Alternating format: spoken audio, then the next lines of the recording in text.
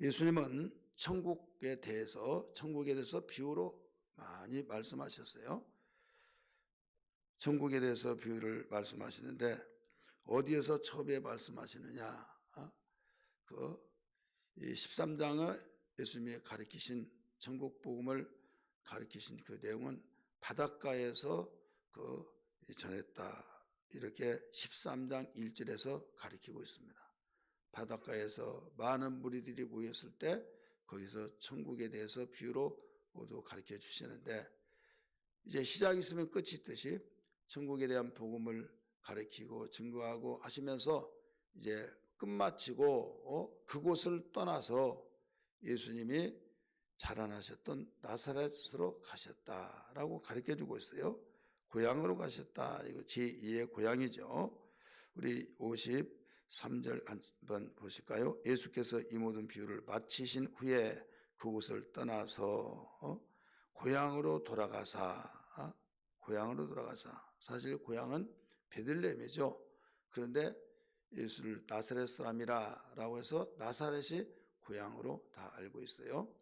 그렇기 때문에 나다나엘도 나사렛 예수라고 빌립이 말하니까 나사렛에서 무슨 선한 것이 날 수 있겠느냐라고 말하면서 성경은 나사렛에서 선한 자가 날지 않는다고 했다, 이런 말까지 했잖아요. 여기에서 우리는 고향이 지금 베들레헴이 나사렛이라고 하나라고 생각을 할 수 있는 사람이 있을까봐 말씀드린 거예요. 우리가 대부분 낳기만 거기서 낳고 자라는 것은 내가 서울에 낳았다. 그러면 서울이 나의 제2의 고향이다, 이렇게 말을 하잖아요. 어쨌든 태어난 곳이 고향은 고향이죠. 근데 고향이라고 하는 것은 문자적인 의미에서 보면은 나서 자라서 거기에 정겨웠게 우리가 삶에 그림이 있는 곳이 바로 고향이에요. 그렇기 때문에 베들레헴은 태어나신 곳이지 고향은 아닙니다. 사실 그렇게 보면은 왜 자기가 다 태어나서 자라서 정겨웠고 또 사람들이 다 알고, 근데 베들레헴에서는 태어난 거 동방박사 외에 누가 합니까? 아무도 모르잖아요. 오직 직접 보는 사람은 예수님 이부 아버지와 모친 마리아, 그 다음에 동방박사. 죽이려고 할 때 곧바로 애굽으로 피신을 가라고 해서 그곳에서 피신하다가 나중에 나사렛으로 가셔서 거기에서 터를 잡고 생활했기 때문에 여기에서 많은 사람이 같이 살고 정겨웠게 이웃이 되어지면서 예수님이 12살 될 때 성전에 갈 때도 같이 예루살렘에 가셔서 또 돌아올 때 우리 그 사건을 아시잖아요. 누가복음 2장에. 그러면서 거기에 칭찬을 받기도 했다. 사랑과 하나님 앞에 칭찬을 받고 사랑스러움을 얻었다라고 가르쳐 주잖아요. 그래서 이 고향의 그 문자 단어 자체의 의미로 볼 때는 나사렛이 고향이다, 이렇게 생각하면 되겠습니다.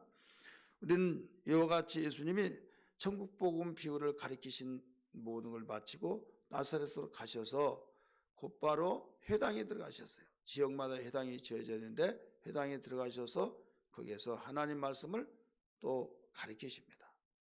가르치실 때 많은 사람이 깜짝 놀랍니다. 놀랬던 이유가 뭐냐?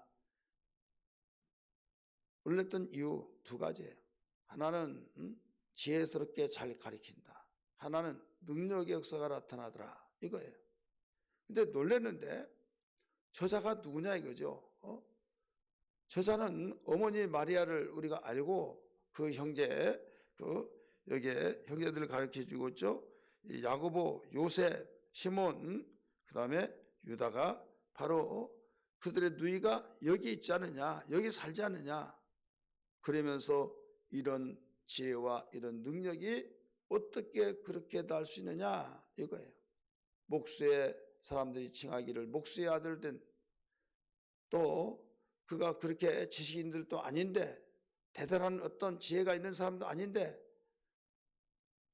고향을 떠나서 저 소문은 들었다마는 이럴 수 있을까? 정말 그럴 수 있을까? 이건 아니야 하면서 여기서 한간에는 예수님이 이적과 기사 표적을 나타내 귀신을 쫓아내고 병을 고치시고, 그러니까 귀신의 왕 바알세불이 들었다 이렇게 말했잖아요.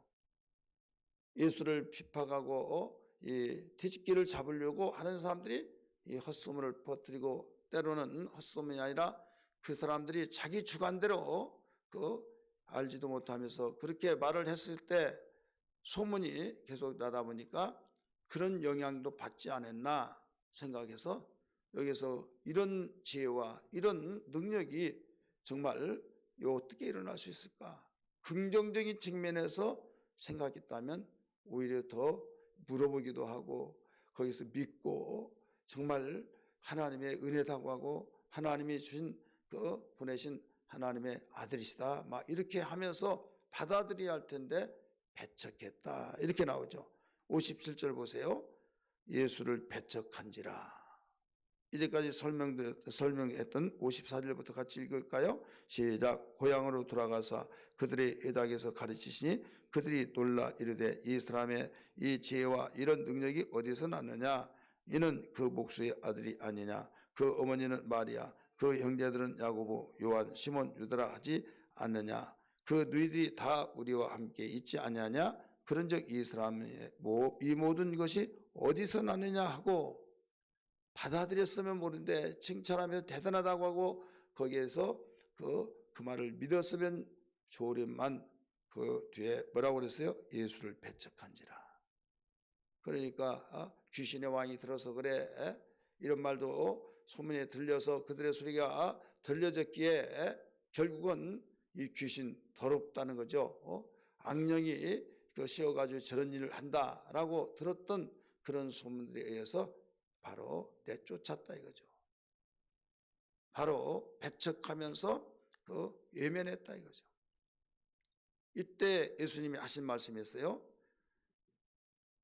57절에서 예수께서 그들에게 말씀하시되 선지자가 자기 고향과 자기 집 외에는, 자기 고향 여기에서 자기 집 외에는 존경을 받지 않음이 없다.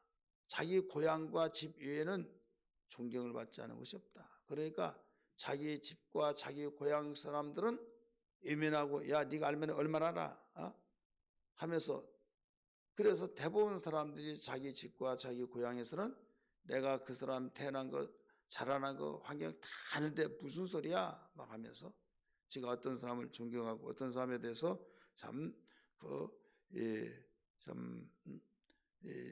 아주 참 좋아하고 긍정적인 평가하면서 그랬는데, 기도원에서 만나서 이야기를 했더니 무슨 소리 아니냐? 내가 그 사람 사는데 우리 집 동네에 살았던 사람이다. 그 사람이 이랬다. 맨날 성경만 읽고 이상한 짓만 하더라. 막 이러더라 이거죠. 언제 헤어지는데요? 40년 됐대요. 여러분 10년이면 강산도 몇 번씩 변하는 지금 시대인데 40년 전에 보았던 그것이 그 속에 딱 인지가 되어서 이런 삶이다 하고 있다 이거죠. 예수님이 12살 때, 이때는 공생의 시작도 안 했어요. 예수님은 30세 될 때 공생의 준비를 하시면서 이제 30세 본격적으로 준비 끝나고 난 뒤에 공생이 시작됐어요. 그 공생의 시작되면서부터 하나님의 아들로서 놀라운 이적과 기사 표적과 하늘의 복음을 증거하고 가르치는데 지혜가 드러난 거예요. 또 능력이 나타난 거예요. 권세가 나타난 거예요. 그러니까 이전에는 평범하고 똑같다 이거죠. 그러니까 그 고향에서 떠났을 때 그 인지하는 그것이 막 심어져 버린 거예요. 그렇게만 보는 거죠. 자, 오늘 왜 맞이하고 영접하고 그래야 할 텐데 이렇게 배척을 했느냐? 우리는 여러 가지 측면에서 비춰볼 수 있으나 오늘 우리가 성경적으로 볼 때 단 한 가지로 정리해서 말씀드리면 육신의 생각으로 모든 걸 보았기 때문이다 하는 것을 알아야만 됩니다. 예수를 배척했던 이유, 반응은 대단했죠. 야, 이런 지혜와 이런 능력이 어디서 나느냐 인정을 했어요. 그런데 자기들이 자라난 것을 잘 아는데 저럴 수가 없어. 그렇다면 뭐예요? 마귀의 역사, 귀신의 역사를 통해서 그랬다라고 하는 그런 소문들을 듣고 그 영향을 받으니까 배척했지, 하나님의 능력의 역사를 통해서 그랬다고 생각했더라면 왜 배척하겠습니까? 그래서 그런 것들이 뭐냐면 육신의 생각이다 이거죠. 그래서 육신의 생각은 너무 무서운 겁니다. 육신의 생각은 죄라는 사실을 알아야만 됩니다. 로마서 8장 5절에서 보면 육신을 따른 자는 육신의 일을, 영을 따른 자는 영의 일을 생각하나니, 8장 6절, 육신의 생각은 사망이요 영의 생각은 생명과 평안이라. 7절, 육신의 생각은 하나님과 원수가 되나니, 원수가 된다고 그랬어요. 하나님을 기쁘시게 하지 못한다고 말했어요. 하나님의 법에 굴복하지도 못한다라고 말했어요. 자, 육신의 생각은 사망이라고 그랬어요. 자, 하나님과의 원수가 되고 하나님의 법에 굴복하지 않고 하나님을 기쁘시게 못하니까 육신의 생각은 망하는 거예요. 이 고향에 갔을 때 그렇게 배척했던 이유는 육신의 생각 때문에 그런 거예요. 이걸 다시 말해서 하나님의 아들이시기 때문에 거기에 정말 대단하다고 우리 동네 경사났네 하면서 그를 맞이하고 하나님의 생각을 했다면 생명이 되고 평안이 되어질 거예요. 곧 기회를 놓치지 않을 줄 믿습니다. 여러분, 우리는 이 세상에서도 마찬가지예요. 우리는 교회 생활하면서도 왜 우리가 하나님을 예수님의 이 세상에 오시기 전에 말씀으로 계셨잖아요. 태초에 말씀이 계시니라, 이 말씀이 하나님과 함께 계셨으니 이 말씀은 곧 하나님이시라. 요한복음 1장 1절에서 가르쳐주고 있죠. 이 당시에 예수만을 고향에서 배척한 것이 아니라 지금 우리의 제2의 고향, 영적인 고향 교회잖아요. 우리 교회에서 예수를 배척하고 있다 이거죠. 예수를 배척하고 있는데 내가 예수님 왜 배척합니까? 나 예수님 모셨죠. 그런데 말로는 모셨는데 행동은 배척하고 있어요. 어떻게 배척하느냐? 말씀을 듣고 말씀 옆에 아멘하고 동의하지 않고 이건 아니야 하고 배타하고 있다. 이게 배타. 밀어내고 있어요. 부정적으로 보고 있어요. 그게 배척이에요. 이게 우리의 영적 생활 아닌가? 하나님의 말씀 앞에 정말 겸손히 무릎을 꿇고 주여 나를 통치하소서, 이 말씀으로 나를 다스려 주옵소서 이렇게 해야 할는지라 오히려 그걸 배척해버리고 결국은 등 돌린다 이거예요. 그러면 어떤 일 때문에 그러냐? 내 마음에 안 맞다 이거죠. 자기 생각으로는 이건 아니야. 지금 시대가 어떤 시대인데, 지금 현실이 어떤 현실인데 왜 현실을 직시하지 못하고 이런 말을 믿어야만 되나? 라고 하면서 자기 생각을 주장하고 자기 생각으로 인하여서 주님이 가르쳐 주신 말씀을 밀어내면서 배타해버린 자들이 얼마나 많으냐 이거죠. 그러니까 변화가 없는 거예요. 그러니까 행복을 찾지 못하고, 그러니까 시험 들고, 그러니까 우리가 영적으로 많이 곤두박질되고 참 피폐해지고 있다 이거죠. 여러분, 우리 성경 한번 찾아볼까요? 아까 말씀드렸는데 로마서 8장 5절 말씀 보세요. 로마서 8장 5절 같이 읽습니다. 로마서 8장 5절 시작.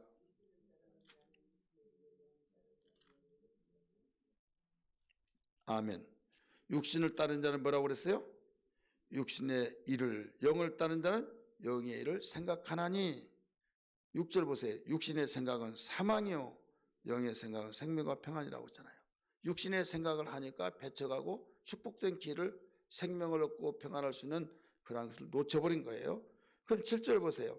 하나님의 생각은 하나님과 원수가 되나니 이는 하나님의 법에 굴복하지 아니할 뿐만 아니라 할 수도 없습니다. 육신에 있는 자들은 하나님을 기쁘시게 할 수 없느니라. 자, 하나님 기쁘시게 하지 못하면 끝나는 거잖아요. 원수가 되면 끝나는 거잖아요. 굴복하지 못하면 끝나는 거잖아요.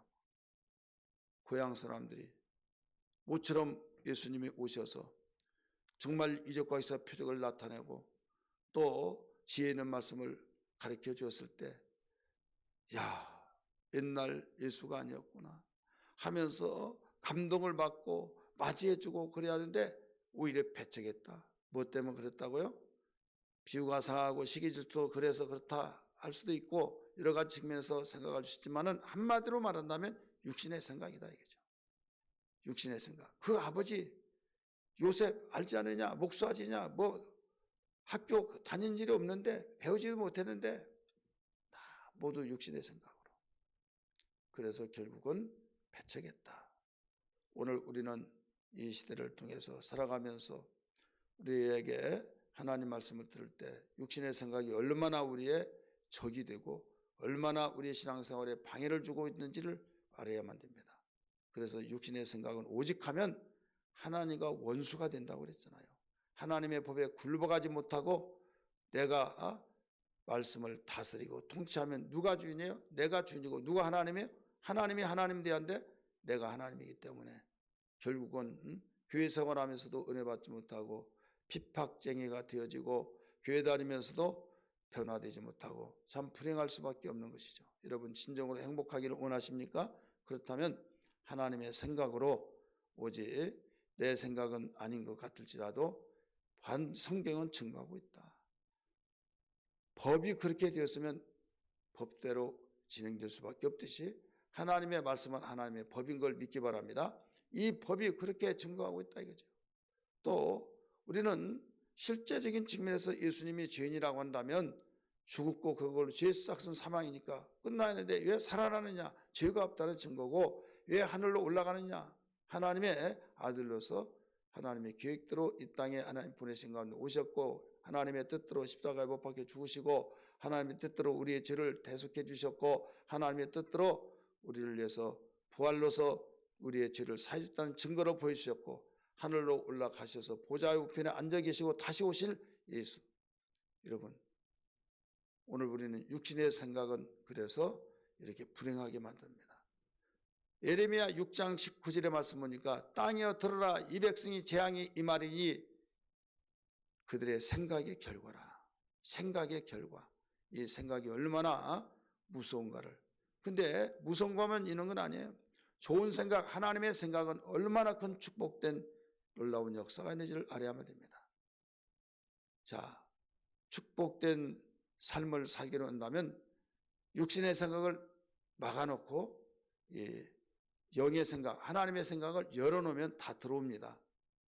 근데 복받지 못한 사람은 하나님의 생각은 막아놓고 육신의 생각은 문을 열어놔요. 그러면 그쪽으로 들어가니까 결국 망할 수밖에 없죠. 그래서 예수님은 더 이상 배척하는데 나가라고 하고 쫓아내는데 있을 이유가 없죠. 그래서 말씀을 하신 거예요.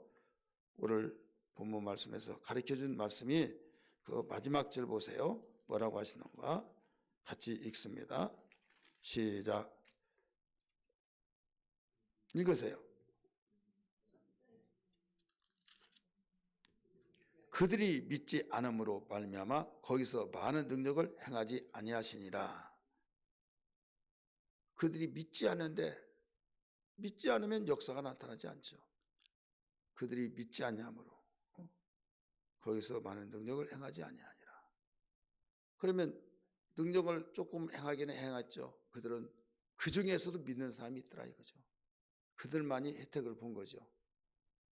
우리는 말씀을 들을 때 믿는 자는 은혜 받고 믿는 자는 역사가 나타나고 하나님의 살아계심을 체험하고 있지만 믿지 아니하면 결국은 나에게는 기회를 놓치는 거죠. 오늘 이 시간에 기도할 때 하나님 깨달았습니다. 주님의 말씀을 듣고 배척하는 것이 아니라 항상 맞이하면서 그 앞에 무릎을 꿇고 주님 오늘 또 나에게 이런 말씀을 들었습니다. 그 말씀이 나를 통치하여 주시고 나를 다스려 주옵소서. 고백된 기도가 되기를 주의 이름으로 축원합니다.